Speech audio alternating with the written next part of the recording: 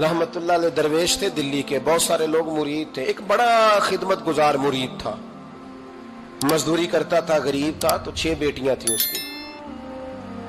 حضرت صاحب کے پاس روز آ کے کہتا حضور بچیوں کے لیے دعا کرے، اللہ کوئی اسباب پیدا کر دے، ایک بچی کی شادی کا خرچہ 1000 دینار ہے اور میں غریب ہوں۔ حضرت صاحب دعا کر دیتے۔ خانقاہ شریف کے تھوڑے ہی فاصلے پر حضرت جہاں بیٹھ کے مریدوں کی تربیت کرتے تھے، اس سے تھوڑا ہی فاصلے پر نا ایک عیسائی رہتا تھا، بڑا مالدار تھا، بڑی سارے اونٹ، گائیں، بھیڑ، بکریاں رکھی ہوئی تھی، اور حضرت شرف الدین رحمت اللہ علیہ کی بڑی مخالفت کرتا تھا۔ اور یہ جو آپ کا غریب مرید تھا، یہ اس کا پڑوسی تھا، ایک دن بلا کے نا ان کو کہنے لگا کہ تو کدھر جا کے جو ہے وہ ٹکرے مار رہا ہے، وہاں سے کچھ نہیں ملنے والا، وہ تجھے کیا دیں گے جن کی خانقاہ خود چندے پہ چلتی ہے، مدرسہ چندے پہ چلتا ہے، مسجد چندے پہ چلتی ہے، تیری بیٹی کا معاملہ کہاں حل ہوگا؟ تو اس درویش نے کہا کہ تو میرے پیر کو نہیں جانتا، تو اجے میرا محبوب نہیں ڈٹھا، تو پتہ نہیں نا، تو اس رستے کا مسافر نہیں، تو نہیں جانتا، ان کا بس چلے نا تو وہ ہر قیمت میں میری بیٹیوں کی شادی کرا دیں۔ اب وہ عیسائی تھا، کہنے لگا اچھا چلو ٹھیک ہے، اگر اتنی بات ہے نا تو جاؤ ان سے جا کے کہہ دو کہ 6 سال کے لیے میرے ساتھ معاہدہ کر لیں، وہ میرے جانوروں کو چارہ ڈال دیا کرے، 6 سال ڈیوٹی کرے، میں 6000 دینار دے دیتا ہوں۔ وہ میرے ساتھ 6 سال میرے جانوروں کو چارہ ڈالے، رکھتے ہیں نا آپ چارہ ڈالنے کے لیے ایڈوانس پیسے دے کے، اب تو لوگ انہیں بھی غلام ہی بنا لیتے ہیں، بڑی تھوڑی تنخواہ دیتے ہیں، ظلم کرتے ہیں، پورا معاوضہ نہیں دیتے۔ حضرت شیخ شرف الدین کے بارے میں وہ کہنے لگا جب اپنے پیر سے جا کے کہہ کہ میرے جانوروں کو 6 سال چارہ ڈالے، میں 6000 دے دیتا ہوں، تو جو کہتا ہے ہر قیمت پہ جانے کو تیار ہے۔ اس نے جب یہ بات کی تو مرید نے ناراض ہو گیا، وہ لڑائی ہو گئی، گریبان پکڑ لیا، جھگڑا ہوا، بات بڑی دور گئی، اس طرح کی بات کرتا ہے میرے حضرت کے بارے میں، تیرے جیسے کئی میں وہاں کام پہ رکھا دوں۔ جب وہ بڑی بحث ہوئی، بات محلے میں، علاقے میں پھیل گئی، دنیا نے سن لی، تو شیخ شرف الدین تک بھی پہنچ گئی۔ اس طرح جھگڑا ہوا ہے، لوگ سو گئے عشاء کی نماز کے بعد۔ حضرت صاحب نے نا سر پہ کپڑا لیا، اس عیسائی کے دروازے پہ دستک دی، وہ باہر آیا، فرمانے لگے لوگ تو سوچ سمجھ کے ملازم رکھتے ہیں، تو نے بھی تو سوچ ہی لیا ہوگا، تبھی تو مجھے آفر کی ہے، تو اپنی آفر پہ قائم ہے، واقعی مجھے رکھ لے گا اور 6000 دینار دے دے گا؟ کہنے لگا جا بابا کام کر اپنا۔ فرمایا نہیں، تو نے اتنے لوگوں میں بات کی، اتنی بحث ہوئی، تو قائم ہے؟ کہنے لگا میں تو قائم ہوں، پر آپ نے نہیں قائم رہنا۔ فرمایا میں سوچ سمجھ کے آیا ہوں۔ اس نے کہا آپ ڈیوٹی کریں گے، بحثوں کو چارہ ڈالیں گے؟ فرمایا ایک شرط، بس جب اذان ہو جائے نا تو مجھے رب کی نماز پڑھنے کی اجازت دے دینا، باقی صبح و شام جو تو کہے گا۔ اگر اس غریب کی بیٹیاں بیائی جائیں تو مجھے اور کیا چاہیے، اس کی 6 بیٹیوں کا بوجھ ہے اس کے سر پہ، تو مجھے رکھ لے۔ اللہ اکبر۔ وہ کہنے لگا چلے پہ میرے ساتھ خط بندگی کر لیں، آج کل ہم اسٹام کرتے ہیں، اس زمانے میں خط بندگی ہوتا تھا، غلامی کا خط، قاضی شہر کے پاس، یعنی اس کا خیال تھا کہ چلو اسٹام کی بات کروں گا تو بھاگ جائیں گے۔ فرمایا چل میں تیار ہوں۔ قاضی تک گئے، طے ہو گیا، 6000 دینار دے دیے۔ حضرت نے مرید کو بلایا، فرمایا پتر یہ لے جا، جا میری بیٹیوں کو روانہ کر دے۔ کہنے لگا حضور یہ کیا کر رہے ہو آپ، کچھ سوچیں۔ فرمایا یار جب تجھے بیٹا بنا لیا تو پھر میری پوتیاں تو لگتی ہیں نا، میرا حق تو بنتا ہے نا، جا کے ڈیوٹی کر، ان کو بیاہ دے۔ بات پھیل گئی، بادشاہ بھی عقیدت مند تھا، وہ 12000 دینار لے کے پہنچا۔ کیا بتاؤں ان رب کے بندوں کا دل کیسا ہوتا ہے، کیا درد ہوتا ہے، کیا رنگ۔ 12000 دینار لے کے بادشاہ آیا اور آ کے حضرت کو پیش کیے کہ حضور آپ دیں اس عیسائی کو ڈبل دیں اور جائیں کام کریں۔ آپ فرمانے لگے تو پیسے دے، شرطیں نہ لگا، میرا جہاں دل کرے گا میں خرچ کروں گا، مجھے تو مزہ ہی اب آنے لگا ہے، ابھی تو لطف آ رہا ہے، ابھی تو ذائقہ آیا ہے کچھ کرنے کا، پیسے دینے ہیں تو دے، پابندی نہ لگا، جہاں میرا دل کرے گا میں۔ اس نے کہا حضور ٹھیک ہے رکھ لے۔ حضرت نے فجر مسجد میں پڑھی، جیب میں 12000 دینار تھے، اعلان فرمایا بھی کسی اور کی بیٹی بھی بیٹھی ہے تو پیسے میرے پاس ہیں۔ وہ 12000 دینار بھی بانٹ دیا، اور 12000 دینار بانٹ کے نا تو پھر چلے گئے کھیت میں چارہ کاٹنے۔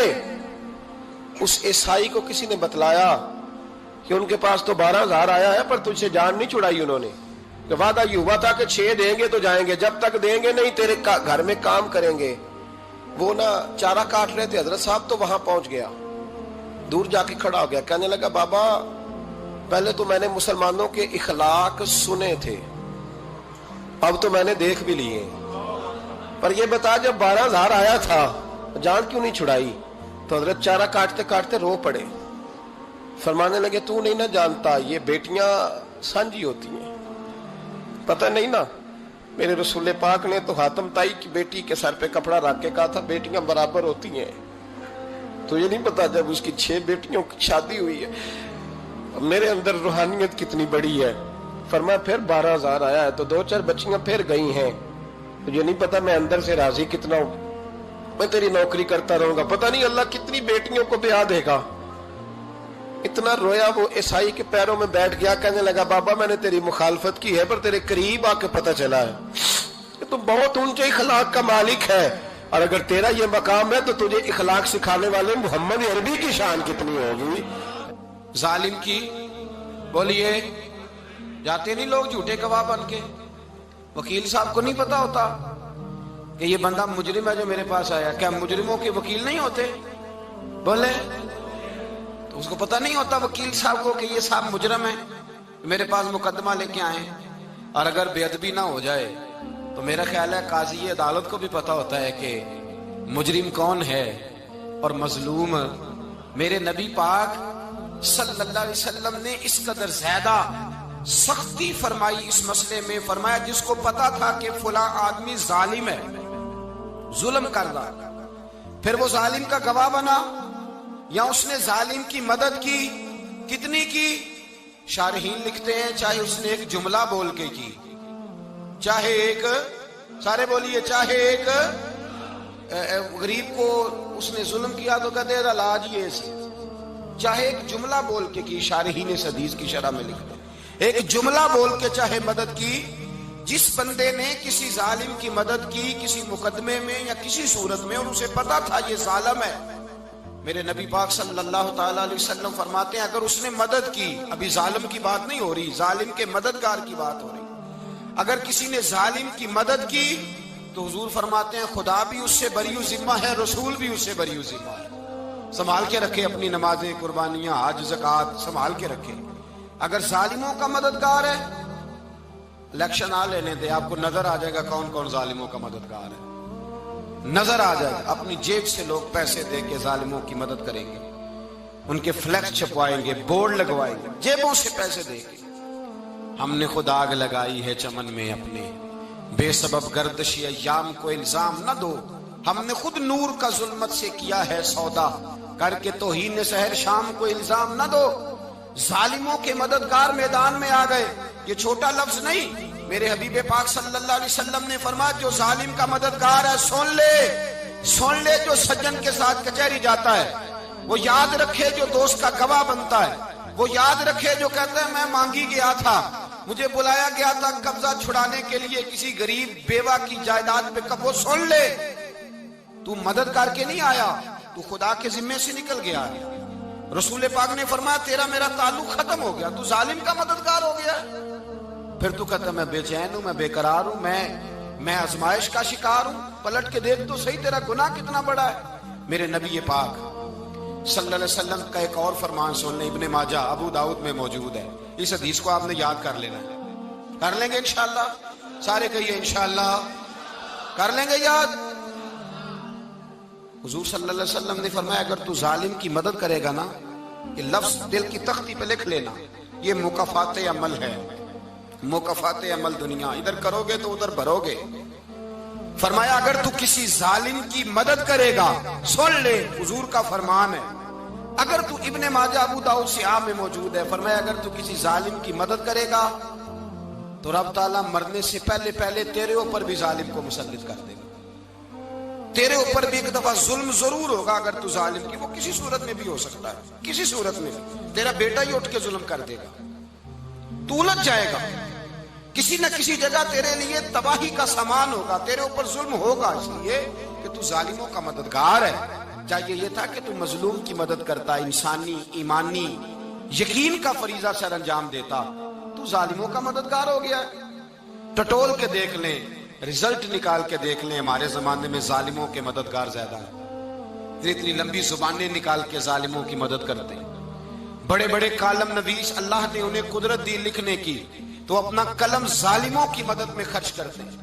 وہ لوگ جن کو اللہ تبارک و تعالیٰ نے قدرت دی، ہمت دی، طاقت دی، کچھ لوگ ان کے حلقہ احباب میں، وہ اپنے لوگوں کو استعمال کر کے ظالموں کی مدد کرتے ہیں، ظالموں کی مدد کرتے ہیں۔ میرے نبی کریم سید عالم نور مجسم صلی اللہ علیہ وسلم نے فرمایا، اگر تو نے ظالم کی مدد کی تو جب تک تو توبہ نہیں کرے گا رب تجھ سے ناراض ہی رہے گا۔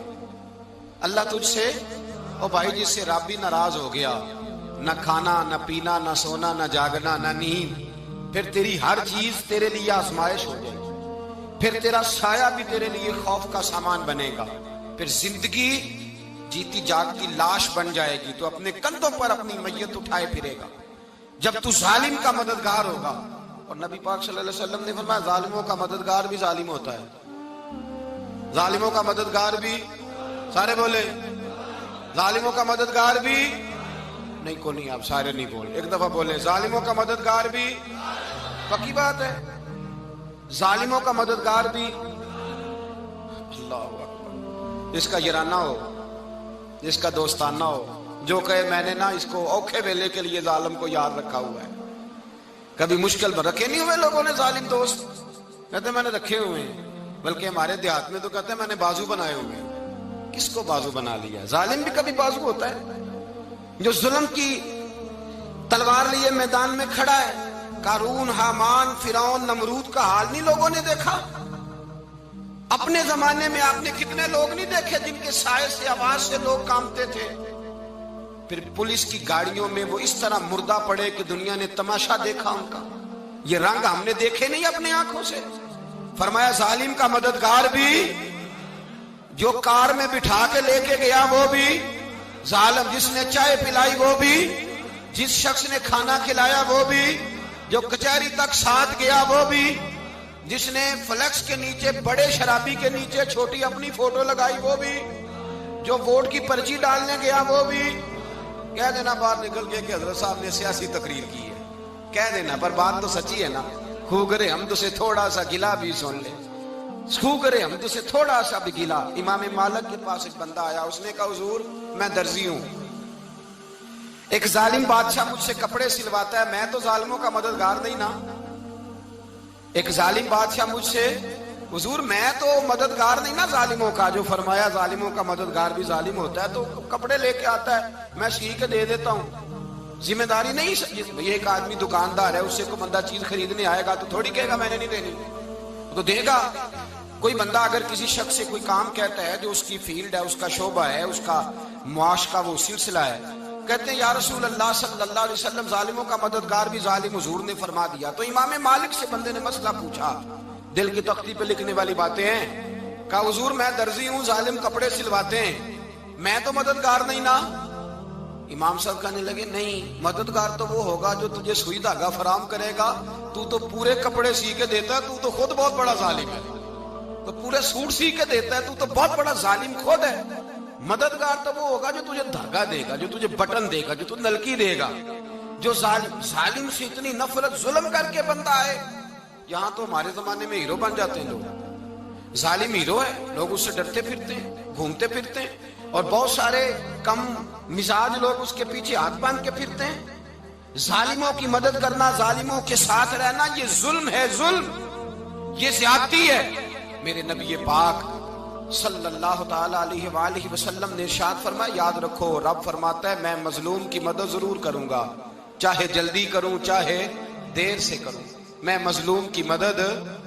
اور حضور صلی اللہ علیہ وسلم نے فرمایا ہے، حضرت معاذ بن جبل کہتے ہیں حضور نے مجھے یمن کا گورنر بنایا، جب میں جانے لگا نا تو حضور نے بڑی نصیحتیں کی، بخاری میں موجود ہے، فرماتے ہیں جب میں پلٹنے لگا تو میرے رسول نے فرمایا معاذ ایک منٹ ٹھہر جا، ایک بات میری یاد رکھنا، اس کو نہ بھولنا۔ کہا حضور کیا؟ فرمایا دیکھنا کسی پہ ظلم نہ کر بیٹھنا، کہیں تجھ سے زیادتی نہ ہو جائے۔ محبوبہ پھر حضور نے فرمایا سن میرے معاذ، میں تجھے گورنر بنا رہا ہوں، زیادتی نہ کر بیٹھنا۔ یا رسول اللہ صلی اللہ علیہ وسلم کیا ہوتا ہے؟ تو میرے کریم نے فرمایا جب مظلوم دعا کے لیے ہاتھ اٹھاتا ہے تو عرش کا مالک کہتا ہے فرشتوں پیچھے ہٹ جاؤ، عرش کا مالک کہتا ہے فرشتوں پیچھے ہٹ جاؤ۔